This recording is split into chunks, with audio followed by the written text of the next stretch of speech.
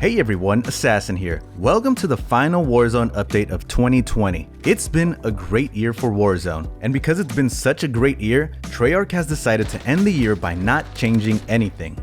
My disappointment is immeasurable. But that's only what's in their official update. There have been rumors around that the Mac10 and the DMR14 were going to get nerfed today, and to my surprise, there was a Stealth Nerf for the Mac10, and I have the testing and footage to show you today. There are also rumors of a brand new map coming to Warzone, and we're going to be going over the information that leads people to believe that we could get this map as soon as March. But first, let's celebrate!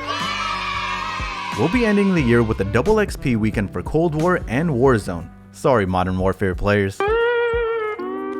This will be running from 10 AM Pacific time on December 31st until January 4th. Moving on to a new mode for Rebirth Island, we have Mini Royale Quads. This mode basically cuts the map in half and you no longer respawn. But you get to see the new Gulag design, and it looks pretty cool in my opinion. I know my friends and I will enjoy this mode a lot more than what was previously there. However, this does make getting the Easter egg done a lot harder, if not impossible. But I'm sure Resurgence will be back at some point in time, so don't really worry about it too hard. And we also have Plunder Trios.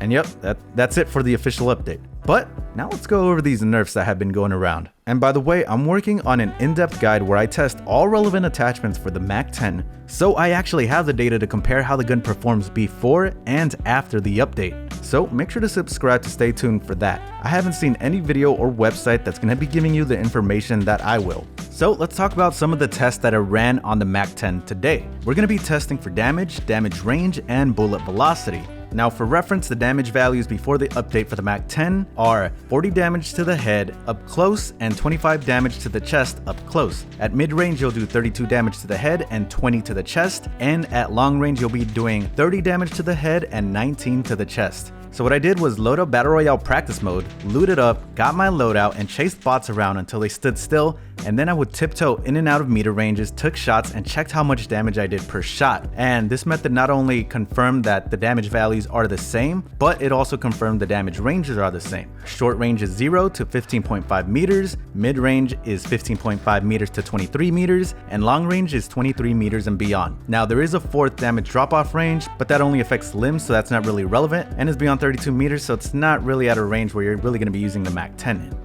Next, for bullet velocity, did this get changed? The short answer is yes. So what I decided to do was load up Plunder, find a vehicle that spawns on the map, and stand 129 meters away from it. Then I took a shot at it, and I counted how many frames it took from the time the bullet left the ammo clip all the way until I got a hit marker on that vehicle. And by the way, these tests are at 60 FPS, so there is a little bit of frame rounding, but my findings are that it took 2 frames longer for the bullet to land after the update. So it seems that they did nerf the bullet velocity a little bit. But it is so minimal that I don't think this is going to affect anything at all, because again, you're not going to be using the Mac10 at that range. So with that said, it's not out of that meta yet, so keep it in your loadout. As for the DMR14, I personally don't have the data to compare before and after today's update, but Exclusive Ace did, and here's his tweet confirming that the damage at least is still the same. And just a little side note here, use the DMR14. It is overpowered, and if you don't use it, you're going to be putting yourself at a disadvantage. And not to mention, it's actually fun to use. The biggest problem with it is that it does kill variety in the meta, so I do see it changing at some point in time. But until then, have fun using it. Other than the talk about these nerfs, we also have a rumor of a brand new Battle Royale map coming to Warzone. This map is going to be based on Russia's Ural mountains. And this rumor comes from the Fireteam Dirty Bomb mode in Cold War. Currently there are 2 40-player maps in that mode, Alpine and Ruka. These maps both have a WZ in front of them in the game files. So a lot of people are thinking that these maps are going to be part of that bigger Battle Royale map, because just like Verdansk, a lot of the zones in that map came from different multiplayer maps in Modern Warfare. So I too can see a similar treatment happening now in Cold War. But why do we expect this map in March?